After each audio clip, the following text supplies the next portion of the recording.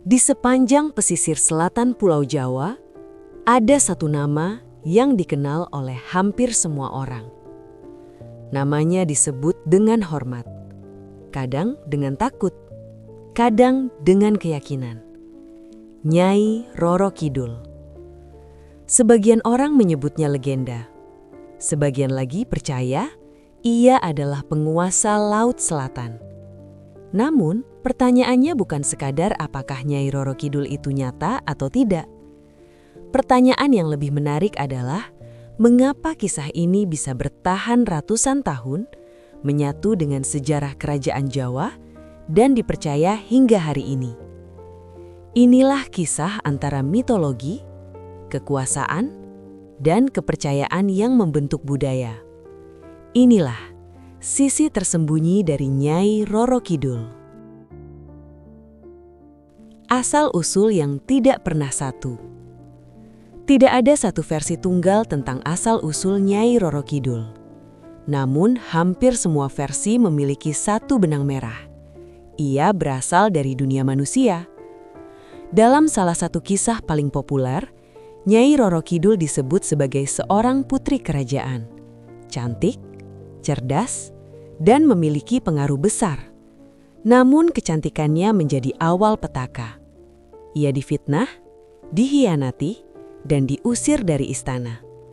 Dalam penderitaan dan keputusasaan, ia menuju Laut Selatan. Dan di sanalah, menurut legenda, hidupnya berubah selamanya.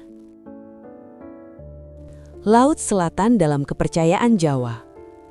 Dalam budaya Jawa, laut bukan sekadar air. Laut adalah simbol kekuatan, ketidakterbatasan, dan dunia yang tidak terlihat. Laut Selatan secara khusus dipandang sebagai wilayah sakral. Ombaknya besar, arusnya kuat, dan seringkali memakan korban.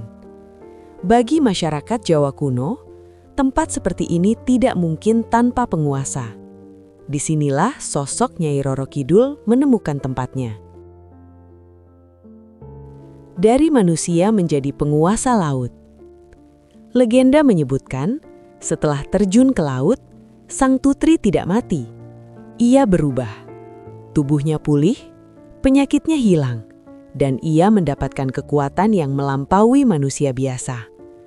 Ia kemudian dikenal sebagai Ratu Pantai Selatan, penguasa makhluk laut, penjaga keseimbangan alam, dan simbol kekuatan feminin yang tidak bisa ditundukkan. Dalam mitologi Jawa, perubahan ini bukan kutukan, melainkan transformasi. Hubungan dengan raja-raja Jawa. Inilah bagian paling menarik dan paling sensitif. Nyai Roro Kidul tidak berdiri di luar kekuasaan. Ia justru menyatu dengannya. Legenda menyebutkan, ia memiliki hubungan spiritual dengan Raja-Raja Mataram. Bukan hubungan fisik semata, melainkan simbolik. Nyai Roro Kidul dipandang sebagai penjaga kerajaan, pemberi legitimasi kekuasaan, pasangan spiritual raja. Inilah mengapa Keraton Yogyakarta dan Surakarta memiliki ritual yang berkaitan dengan Laut Selatan.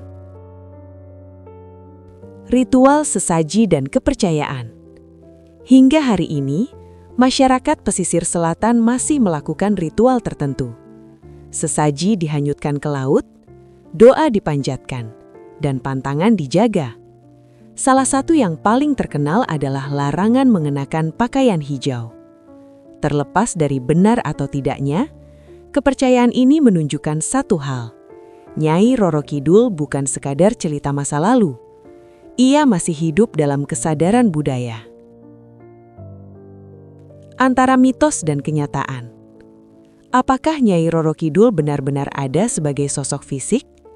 Ataukah ia simbol? Sebagian ahli budaya berpendapat, Nyai Roro Kidul adalah personifikasi alam. Ia mewakili kekuatan laut, bahaya yang harus dihormati, dan batas antara manusia dan alam. Namun dalam budaya Jawa, simbol dan kenyataan tidak selalu dipisahkan. Yang penting bukan apakah ia terlihat, tetapi apa maknanya. Mengapa kisah ini bertahan? Banyak legenda hilang ditelan waktu. Namun, Nyai Roro Kidul bertahan. Karena ia menyatu dengan alam, terhubung dengan kekuasaan, dan diwariskan lewat ritual. Ia bukan sekadar cerita pengantar tidur. Ia adalah sistem kepercayaan. Nyai Roro Kidul tidak bisa dipahami hanya sebagai makhluk gaib. Ia adalah cermin cara manusia Jawa memahami alam, kekuasaan, dan keseimbangan. Percaya atau tidak, kisah ini telah membentuk budaya. Dan selama Laut Selatan masih bergelombang, Nyai Roro Kidul akan terus disebut. Inilah kisah antara legenda dan sejarah. Inilah sisi tersembunyi dari Nyai Roro Kidul.